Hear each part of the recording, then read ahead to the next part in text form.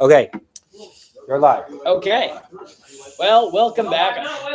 Welcome back. I don't know who was with us the first time, but in a discussion about Torah and technology, it's great to see that technology just doesn't work. I would say always, or not always. You have to figure out how to use the technology properly. Yeah, the same is true of people's brains, but this is true. Okay.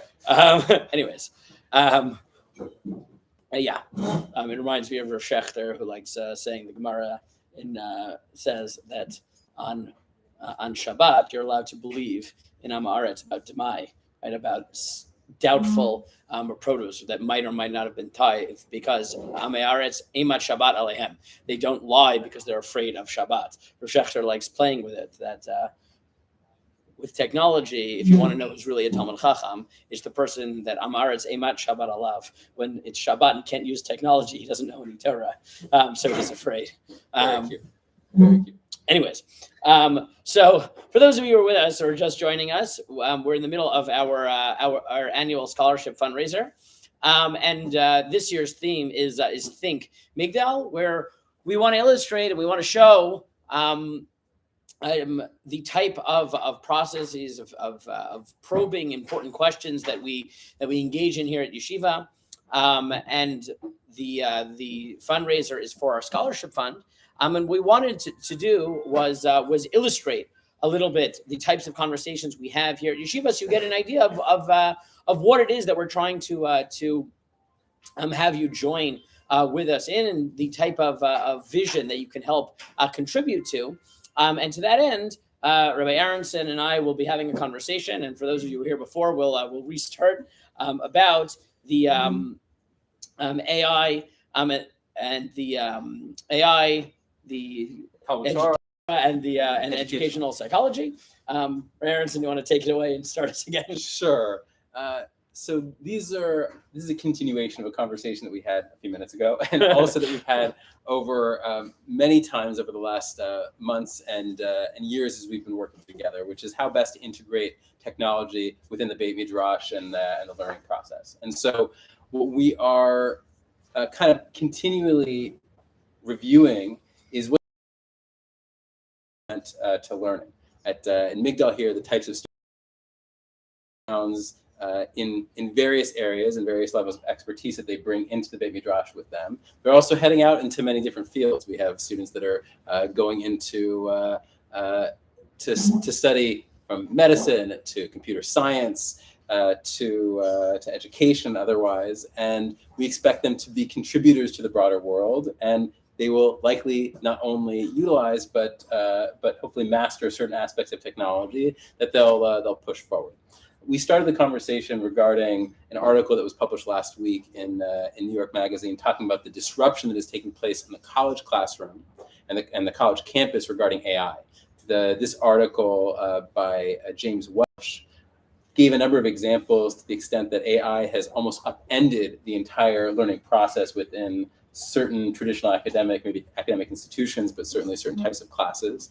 And so let's just pause for a moment. How do you think right now AI has impacted the learning process, the Torah learning process? I personally don't feel off the bat that it's had the same disruptive effect. We day to day are able to have many in-depth shiurim, many in-depth shiurim on all sorts of topics, from Gemara to halacha to philosophy. And while these technologies show up as tools from time to time, I certainly don't feel that the Beit Midrash is that much different than it was before ChatGPT became publicly available.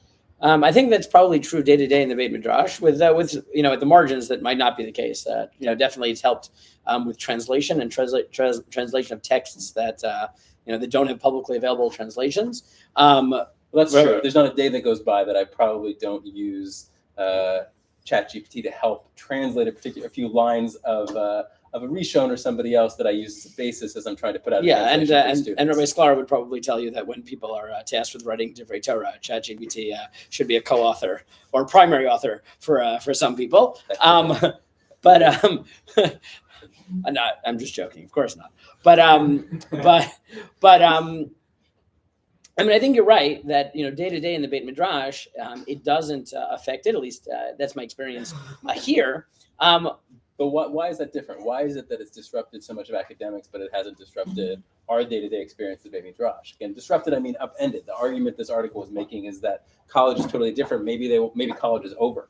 I certainly don't feel that threat in the Beit Midrash, and I would like to just explore why that's the case. Yeah, so I think so as I mentioned the first time around, every time there's any new technology, it forces people to ask, like, what is the purpose of education? Because in order for it to upend education, you have to know what the purpose of education was to begin with. And this is true going back to technologies like writing, where the Greeks and Chazal had misgivings about this very, very disruptive technology called writing.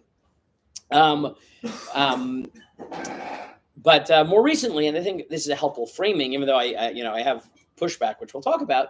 But Rabbi Lamb, in an article called "Knowing versus Learning: Which Takes Precedence," which was published in Wisdom for Online Teachers already back in 2003, he imagined what would happen if you had you developed a chip that you could just plug into your brain with all the information of the Torah. Would that be a replacement for Talmud Torah? And he said that really forces him to ask, well, what is Talmud Torah? And to make a long story short, he frames it with saying that there's two aspects to the mitzvah of Talmud Torah. This is most explicitly articulated by the Shulchan Aruch Harav in his Hilchot Talmud Torah, but he's drawing in earlier sources. So, for example, the Ran writes in Darim Daf Chet that from the Gemara in Kiddushin Daf Lamed, the Gemara there challenges and says, how well do you have to know Torah? That the Torah should be as sharp in your mouth. That you don't have to stutter; you'll know it right away. Rav Lichtenstein, I mentioned to the guys in one case when he thought we didn't know the Torah quite well enough, quoted this Gemara and then said, "Vatem afilu lo hitchaltem legam," that you've not even started to stutter. But from here, the Ran learns that there is a chiyuv to know Torah. Yediyat haTorah, the Shulchan Aruch Harav. In grappling with the question of are you allowed to push off getting married for Talmud Torah, says that for this aspect of Talmud Torah, of gaining sort of a basic knowledge base in Torah, which is quantifiable, he thinks you can push it off. But there's the second aspect, which never ends, which is limud haTorah. There's a daily mitzvah to learn Torah. The exact parameters are debated in Menachon Tzaditet. And within that mitzvah, there's a subsection, which is not just how often you learn, but the quality and the engagement.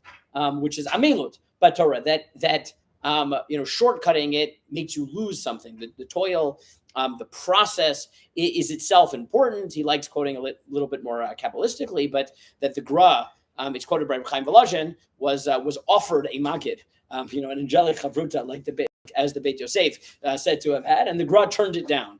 Apparently, the Malachim really wanted to learn with the Gra, as Chaim Volozhin says it, and each time he turns it down. So Rabbi Lamb frames it and he says, listen, even if you could reach the extreme where you could, upload everything right into your mind. So at some level, you could argue that you have Yedirat Torah, but nothing's going to replace the process, the independent chiyuv of learning Torah, and also the quality, that the effort is important. I think that in the Beit Midrash, now bringing you back to what you said, where we don't have tests. We don't have, besides from the Dvar Torah that Rabbi Sklar will elicit from the students, we don't really have assignments either. So it's very clear that the process is front and center. And I think that because of that, like what's the motivation to use it? Like if people are learning because they want to, because they enjoy the process, they value the process, well then using those technologies, they don't get to do that. We're not testing them, right? They, and probably we wouldn't have as good conversations if they just put our computer in front of us. We could experiment. We could have a chavruta with ChatGPT and see if it would be different from DeepSeek, right? It's like Chinese Talmud Torah different than American Talmud Torah, but it still wouldn't be the same. And I think that because in the Beit Midrash we don't have assignments, it's very clear that the process is front and center. Though I think, but I'll turn it to you before we do that. That Rabbi Lamb left it at that the effort is what would remain. I think that there are other elements of the process and even of the results that he didn't highlight. But before I turn to Torah, why don't we talk psychologically, right? What is from a psychological perspective, what do you think? What is it about the learning that we do here? What is it about education in general that technology can contribute to, that can hinder? And in what ways maybe Talmud Torah unique in the educational sphere or the psychological sphere? Before we go to psychology, can we just talk a little bit more about academics and process, and then we'll Sure. make that twist. So I'm highlighting what you said, our focus on the process. I do wonder now when we talk about traditional academics a little bit, and again, I certainly value academics. I think the higher education has many objectives, but the way higher education is sometimes carried out is where someone lectures, they spit out some information, you're supposed to take notes, and then you're supposed to synthesize that and turn in a paper, right? And so now what ChatGPT has done is it's taken the process. You can now record a lecture and it will glean the information.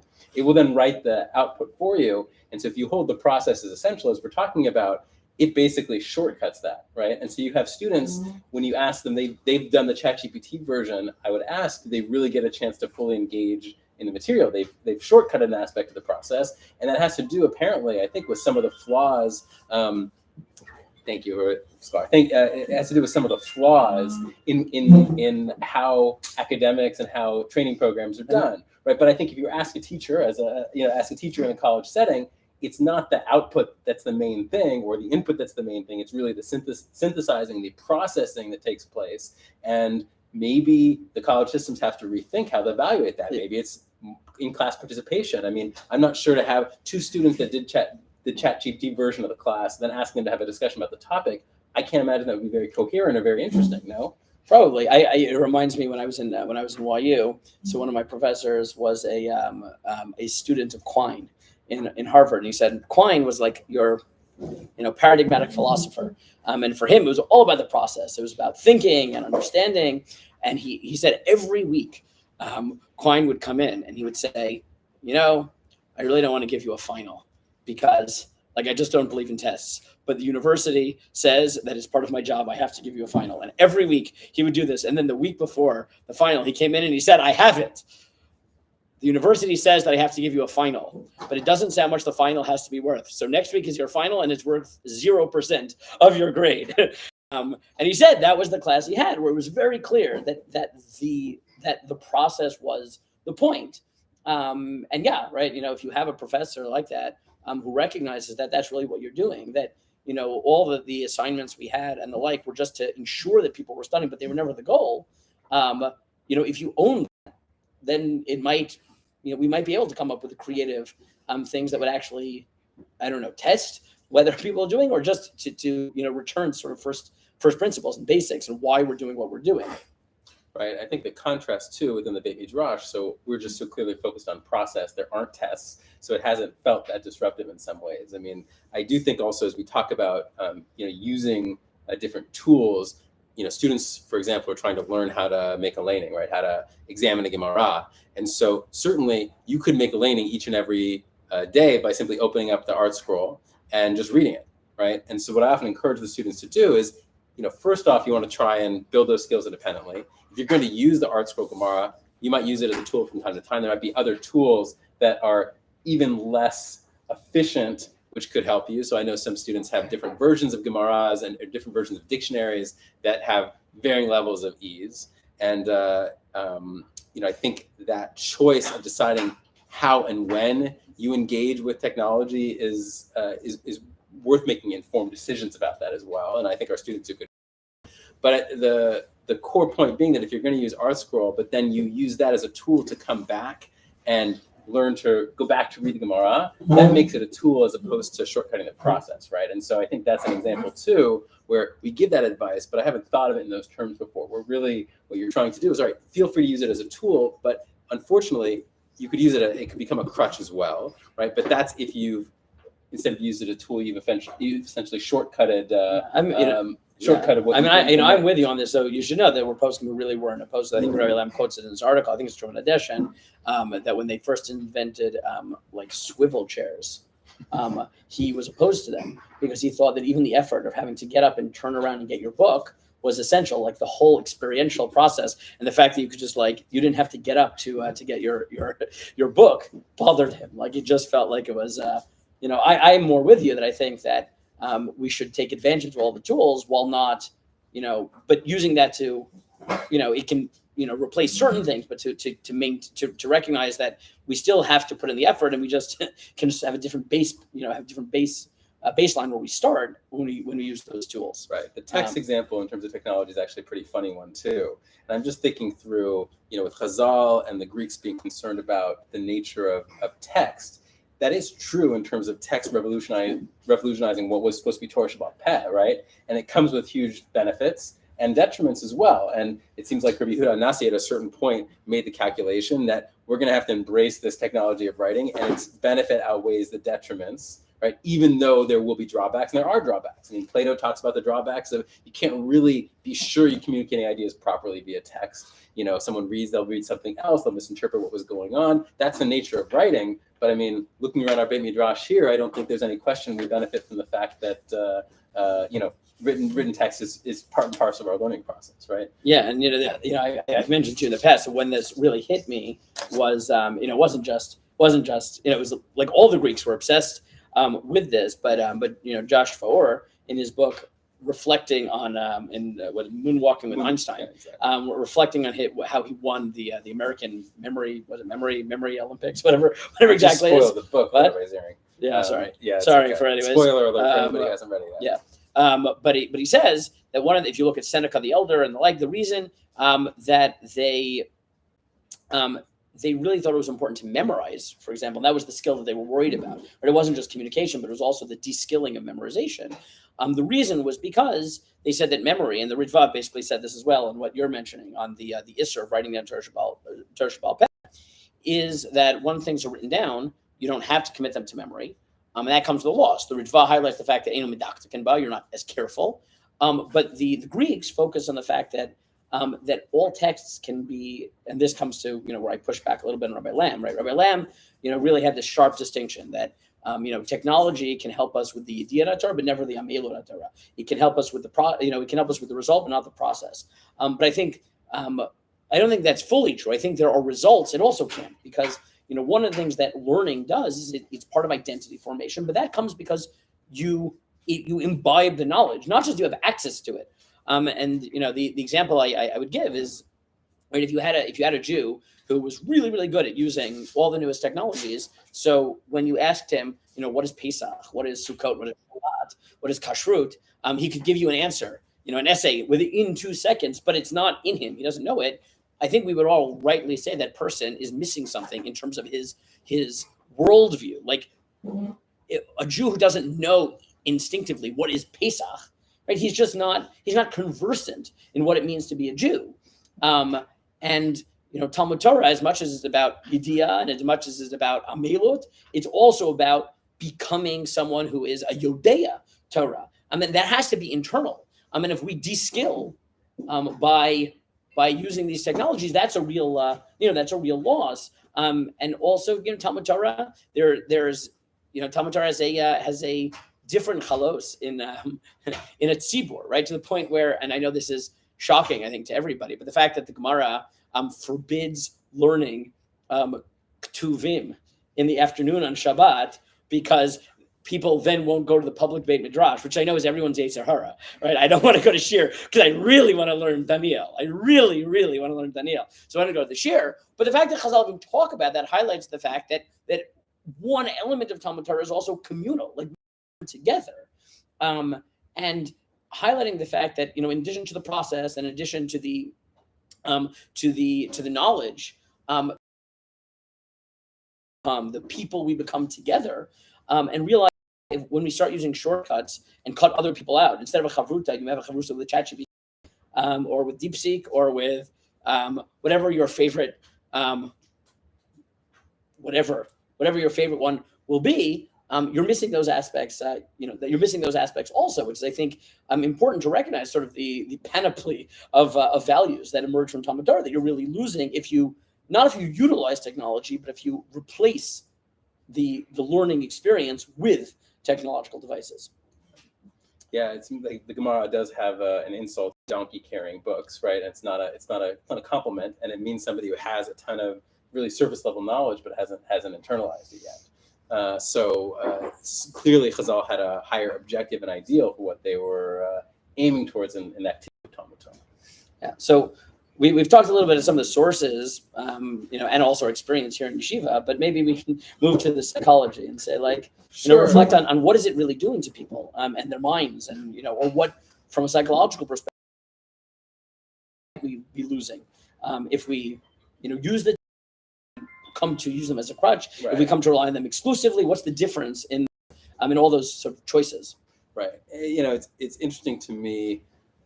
We really don't know the answer right now for how technology is impacting brain development and learning. It's something anyone who would like to do a PhD under Rabbi Aronson. Exactly. There's definitely lots to look at, and really the data that we do have about, say, early exposure to, say, screen time or otherwise, it's not good, right? And I know Jonathan Haidt had a book come out recently that research has been out for some time. Those of us who are familiar with the literature, he did a great job summarizing it and putting it forward in a way that I think brought a lot of attention to the issue. But a lot of the studies that he quoted have been out for a while. We've seen a lot of the concerning trends in terms of how technology affects early development, and those anecdotal stories about Steve Jobs or people in Silicon Valley making sure that their kids didn't have access to technology that was being rolled out in mass in other places. So I think certainly some general caution is warranted. I don't think it's accidental that I think the Oxford word of the year for 2024 was brain rot. They source back to it's a section in Walden. And Henry David Thoreau's Walden, in the conclusion, he talks about a kind of trajectory of development and kind of keeping your priorities straight, and throws out this term brain rot, which is the earliest source, but it's come back into our lexicon and given, I think, renewed concern for good reason. So to me, I think that's the biggest concern, is these technologies really shortcutting students at various stages of development, their ability to, again, take in information, synthesize it, and then especially to criticize it. That's something that personally bothers me with ChatGPT and the way it's set up, is that it's often inaccurate and it doesn't always admit the inaccuracies. And when you ask it to clarify, it doesn't, it will sort of hedge. It's a drunk oracle, but and that's very different than the process that we go through in the Beit Midrash, which is someone says a svara, you want to say that in Rashi? That's not, prove it, right? Show me the source, back that up. And the back and forth that we have, if you quote me a source and you can't show it to me, okay. I mean, I remember when I was in yeshiva, I asked one of my rebbeim a question. His hand was on the doorknob and he was on his way out the door. He came back in, sat down with me, opened the Rambam and showed me where we discussed how to find it. And that enabled me very differently as a student to realize I'm not just a consumer. I have a certain degree of ownership over the information and the learning that I'm doing in yeshiva. And that was very impactful. I think that's really what we hope for our students too. At the end of the day, what ChatGPT does, just like Google or anything else, is really to help access a wide array of information, but it's the information that's already out there. That's different than content experts who, I think, to a degree, own the information. And regardless of what specialties and areas our students decide that they want to go into, the hope is that they have a certain degree of ownership over that information. I think that always takes place with a direct interaction with the information and not just a textbook synthesis. I mean, I think it really is no different than other areas of knowledge. You can read the textbook or you can read Wikipedia summary, but can you read the original literature, right? And we are training our students to read the original literature, to make judgments on that. And that puts them in a different position and I think has a fundamentally different relationship with the learning itself. Most of Haidt's research, as I understand, is more about the distraction element. What we've been talking about, the brain rot is less about the distraction and when people choose not to use their critical skills, definitely educationally, so they don't learn critical skills, but do we have evidence on what that does to the brain? Because I know, when people get older, they suggest to prevent memory loss, to be learning a new language, the effort itself, not just sort of spiritually in the Amilut Batorah element, but in a psychological perspective, has the benefit of creating new neural pathways and the like. Do we have any evidence of people not developing their brain properly, not just not skills, but actually the brain isn't forming properly because it's not challenged, it's not being used as a muscle? Or is or is that not research yet? I think that there are definitely examples in psychological history. Those are tough things to do in a lab, but where people were deprived of certain basic I feel like we could inputs. get some people who would volunteer to not think for like a Right, year. we might We be might able to find that someplace. Probably not. None in our of you Beit are Midrash. volunteering. Right, not in our Beit Midrash, but so that does exist where people don't have inputs. But I think here, I could also see an example of a student though who uses ChatGPT very effectively as a way to have multiple streams of information. Again, I think ChatGPT and AI is great for directing information and can be a stream, but I think it's can be an issue that's the only stream of information and the only way that a person can process. And I think your example with the maps of folks, that's a very basic, innate part of our evolution going back, a very long time, right? That mice have an innate ability to navigate maps, and there's a lot of psychological experiments that look at their ability, and human beings, when it's not used, so yeah, that atrophies. I mean, that's the basic aspect of plasticity in the brain. When certain things don't get utilized, you don't build that same capacity, and that's really the beauty. It reminds me of the Rav talking about in Bereshit when it says Na'aseh Adam, that we get to play a partnership, so to speak, with God in our own development and creation. We get to decide what we focus on, where we direct our attention, and indeed that does have an influence our trajectory. So I think how we decide to direct our attention, the types of things we learn, and the way in which we learn has a tremendous effect. And I do think I remember talking to a friend of mine many years ago about the differences between, say, medical school education and education in your classic Beit Midrash, and how if you're not careful, I mean, I know some medical students who don't even go to class, they wait for the lecture, they listen to it, you're memorizing things, you're spitting it back. And again, hopefully they get good training that way. They also get clinical training and otherwise. But we have a model that goes back, a couple thousand years at least, about how we educate and engage with our Torah learning, and it's demanding and it's intensive. And I'm certainly not ready to give up the Beit Midrash process for the way that learning in other settings quite yet. And obviously we shouldn't, I think it's been clear. The key is to use it. The key is to use it in the proper way. Obviously, my learning has been enhanced by the Responsive Project and by things like that, and one of the things that you could use with ChatGPT for example, or any whatever your example might be that you want to use, is one of the problems that people have in the world in general is they live in a bubble, and it's sometimes hard to find someone who will strongman the opposite position. But ChatGPT is not very good. It doesn't matter if they get everything right. Like if you say, this is my opinion, give me the strongest argument against it. That could be very helpful, right? Because sometimes you're by yourself and you don't have anyone to push back on you, which is one of the roles of a charuta. If you could, this is something that Rabbi Wasserman did a year ago at our professional development to show how you could use it as a charuta, but definitely as as an anti, right? Someone that tries to knock down your arguments. I could see that being very beneficial, right? That when you're alone, you're not, you still have someone to push back on you, to force you to sharpen your own arguments, right? If we use the technologies to strengthen our skills, that could be, that's something that's really, really powerful.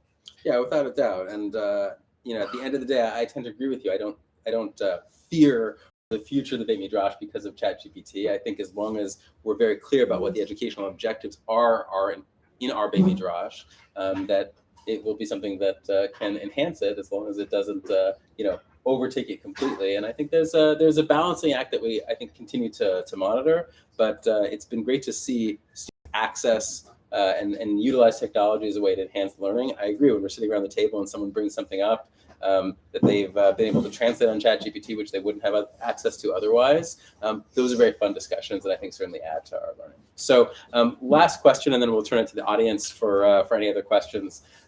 So if you had Rabbi Lamb's test and you had an opportunity to have that chip implanted in your brain with, let's say, everything that's on ahatorah.org or everything that's on Bar Ilan, would you take it?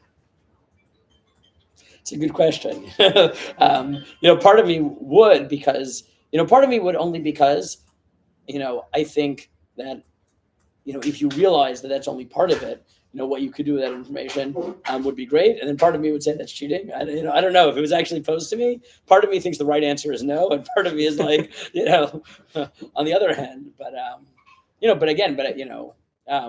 then again, experientially for me, from my project for many years has been going through all the basic texts so that I have the experience of actually learning them. I don't think I would trade that experience for anything. Maybe when I finish as Chazara, Right. then we can put the chip in. Well, that reminds me of that term, Girsa de Yankusa, that the early texts that you interact with make a certain impression. I tend to agree with you. I think if I had the shot, I'd probably take the chip also. But with the recognition, assume that has pushed me forward anyway, substantively. It just means I can access it would up the responsibility because now you have to work with all that information at your fingertips. Right, but it would really depend on having at my fingertips. The question would be, okay, what are my discussions that take place? Do I have an opportunity to discuss that with colleagues and friends? And what's the content of my mind and experience? How that impacts my soul. Of course, if you paskin that you had to turn off on Shabbat, then that would be an issue as well. Yeah. But the bottom line is I think it is an exciting time to see these technologies move forward, and I look forward to continuing to discuss as they hopefully not disrupt but augment different aspects of our learning in our Beit Midrash. Okay. Thank you very much. Thank you. Should we open up for a few questions? Yes, absolutely. Jeremy. You talked a lot about the role of the educated, but what becomes the role of the educator when there's ChatGPT becomes more and more involved, and like what becomes the role at the extreme when there's like the microchip in your head and you don't need to really.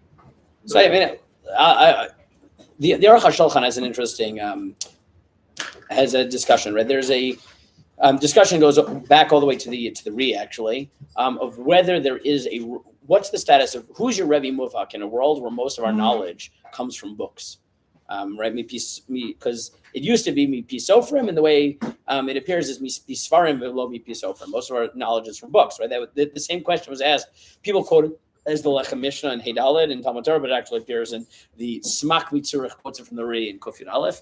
And he says there is no din of Rebbe Muvhak bisman hazeh because your main Rebbe is the books. The Aruch HaShulchan turns that on his head. He said, no. In the time of the Gemara, where everything was memorized, so you might have multiple Rebbeim because this one taught you this text and that one taught you that text. He said nowadays text is cheap, but you only have one Rebbe Muvak, and that's the person who taught you how to think. Because it's so easy to access information, but that only makes it harder to know what to do with that information. And I think in that sense, the more the easier it becomes for information with ChatGPT and other LLMs. Right, we should just put it all under. So it's not just ChatGPT. I mean, it's really pretty much any LLM, large language model. If I assume you do that, but it gives you the veneer of analysis, and sometimes maybe it even gives you analysis. So it's an even harder question. But it only, I think, reinforces the Aruch HaShulchan's point. If an educator can come up with a way of really teaching people how to think critically, even when they're being bombarded with easy information and what on its face seems like sophisticated analysis, but might be hallucinating. I think the role of the educator is to become that person, right? The person who gives you that skills. That's at least that's what I try to do. Is as you know, I sometimes revert into Socratic method where I try not to teach you anything, just to convince you that no matter how much information you think you have, you know nothing. In the world of artificial intelligence and LLMs, getting people to believe the Socratic truth that you don't know anything, no matter how much information you think you have, you still don't know it unless you can define it ad hasof. I think that's a very powerful role of an educator. And obviously there's also the experiential part and the shimush. And when it comes to a religious educator, we're also trying to connect you to God and model a lifestyle. But even just on the educational component, it becomes harder and harder to learn those skills. I know it frustrates you sometimes. Like, why don't you just give me the answer? The answer is, why do you need my answer, right? I want you to think. I want you to push back on me. I want you to fight. I want you to understand, or understand that you don't understand. That's me. What about you? I feel the same way. I think as these models take the place of a certain task that we done previously, I just note again, I don't think it's really disrupted the core of what we do in the Beit Midrash, right? These are things that augment the input process. They augment certain ways that we might want to phrase our Dvar Torah that we're preparing, but it's simply doesn't disrupt the back and forth, the discussion and the analysis that we have. And it's stuff that reflects existing knowledge that's out there, but not the processing and the creativity of new knowledge that's taking place, I think, every day in the four walls of the Beit Midrash. It's a special place to be. So I remain optimistic. Any other questions? Given that many of us are going into various fields of computer science and other fields that are going to be influential in development of these technologies, for those of us that might be working at OpenAI or these companies, what should we bear in mind as the good things to try to aim for in developing these technologies going forward? So this is this is a really important question that people, as you know, I'm in a fellowship now where we're, half sort of religious leaders and educators and half people in the tech field. This is something that people in the tech field are really struggling with. The good ones are trying to ask themselves what the goals are. They're trying to do the same thing we are, right? Is what are the values that we're trying to instill? What are we trying to accomplish? Obviously you say, the answer to your question is going to depend on what specifically you're working on, right? If you're working in, one person in the fellowship with me works at Google Ed, the types of questions that she's asking are similar to what we're talking about. People who are working in, artificial intelligence and its military applications, we haven't talked about that at all. So, by saying you might work in with artificial intelligence, it depends what you mean. We've only talked about education, in which case these types of questions are really what they are asking, maybe not with the religious terminology, but these are the types of questions they're asking. And other, AI has the potential to upend and or augment pretty much every field. And in each case, you're going to have to ask seriously. I don't think you can give one answer to that question. Yosef. Before Yosef, we'll just take one from the chat. Questions from the chat. From alumnus David Ross. Should we be David, concerned how are you? about AI making personal connections with our rebbeim and teachers obsolete? It seems like everyone turns to AI now for many things, which takes away from the community and camaraderie. That is one of the big draws for organized religions as a whole. I think that was the piece you made as far as community is concerned, David. I think that's a really great point. And it's that, Talmud Torah itself is not just a personal activity. It's not just you and your Beit Midrash by yourself, but, we read Torah publicly because there's a value to that public activity and engagement. You gave even the halacha on the Shabbat. That was designed to preserve an aspect of a communal Talmud Torah, right? And so I think that that really speaks to the point that you're making, David. I think it's and I also wonder how much it's true. I mean, I've mentioned this to some of you in the past, but there was this very disturbing book, I think already back in 2007 maybe, right? Love and Sex with Robots or something like that. Okay. Where the thesis of the book was in the future people are going to marry robots, and the people who oppose marriage between human beings and robots will be considered as biased as people who didn't allow people of mixed races to marry. I really hope that he's not right, that we continue to recognize the difference between relationships with human beings. It's true that they've had a lot of studies done, and you can probably speak to this more, that people find in many ways AI therapists freeing, but that's because so much of therapy is just getting you to reflect back on what you're saying. And that they said that, if some people say the reason they like AI therapists is because they feel like they can be more vulnerable because they're not talking to a real person. But that just highlights the fact that vulnerability to other human beings is part of what makes us human. And it would be such a loss. I can't deny the fact that some people might feel like there's not a loss, but I think they're losing part of what it means to be human. But here I really want your opinion as a psychologist. Wait in for a second. That was just briefly at the end of that article, I was left wondering, okay, you've got this person who's cheated their way through college effectively and is creating the next generation of cheating tools. Have they had a chance to have a real discussion how it will work with their business partner, with their spouse in the future? And I think just globally in terms of psychological development, I think they're lacking, right? And so there's so much about a Torah system that orients us towards how we interact with others, thinking about chesed and avodah and these other elements in addition to Talmud Torah, right? That are all, pillars within the Torah system that, again, I don't think AI is gonna undo those values. And I don't know that always, could you you're trying to write a sympathy card to someone. Could AI help you do that? Sure, that might be really valuable. Do you think it'll upend that whole aspect of Gemilut Chasadim? No, I don't. I think that's a core aspect of the human experience that isn't for sale, so to speak. But I think that if you want to reflect on it, Clara and the Sun was a actually good recent fiction book that reflected on this, which imagined sort of a robot friend, but also the point at which they decide to retire it, and her reflections, the robot's friends, written from the perspective of the robot,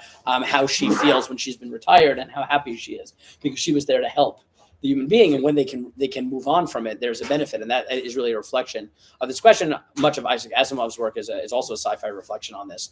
It's not a new question in that sense, but it is. I think it is helpful sometimes to read those books and reflect on it. Okay, so I've been instructed last question. So Yosef, you get the last word.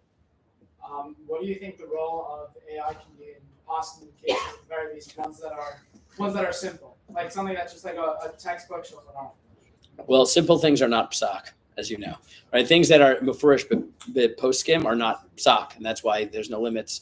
There's less limits on posketing, in terms of posketing from rebbeim and things like that, because we're posketing when you're drunk. All the sort of test cases. Those types of things, like what's the difference between that and Google, and but in complicated cases, this is a much more complicated. This is a much longer discussion, which I don't think we can do now. I think Ray Wasserman will kill me if we have that discussion now. It's an important one, but I think part of it is going to recognize that psak means a lot of different things. And sure, the simple things that are not really psak, sure, the question becomes more important, harder when you're dealing with analysis. Is it something that skill-wise AI can't do? Or is it something religiously that a human being needs to be part of it? That, I am partial to the idea that the only people who can paskin, what actually counts as psak, are the people who are chayiv in psak, right? The smak that I mentioned before, Kufir Aleph says there's a mitzvah to paskin. And I'm partial to the idea that you can only paskin, that the chalos of psak only takes effect if someone is chayiv in psak, right? It's a religious act that has metaphysical implications. I'm partial to that. Not everyone agrees with me on that. And Rav Schechter, has this idea that psak requires siyata d'shmaya, though he himself thinks that AI wouldn't need it because it's infallible. But that was because no one explained to him that it's not infallible. But it's a much longer discussion. But yeah, that sounds fine. I know we're at time here, so just thank you very much again for joining us in the Beit Midrash and joining us this afternoon or this evening, depending on where you are, and or even in the morning. And just a reminder, I think this is a great example of why our theme is Think Migdal. We have a deep emphasis on the methodology of learning, to which AI can always help us, but I simply don't. Yeah, and we would really appreciate if you can contribute some more students, than any student who wants to join us, even that financial reasons never dissuade them or never prevent them from coming and learning with us, so that we can really continue the educational endeavor, especially when that is so challenging in the world of AI. And since you're watching this, you know what the link is, but if you wanted to come up on my page, I'd appreciate it. Yeah. There's a little bit of competition here. You can do Migdal, you're right, cosmatch.com/Migdal25/Rav-A. That would be my link. Or RJZ would be mine. Depending on which of us you like more, you can That's true. Okay, we'll see how that goes. All right, have a great one. Thank you for joining us.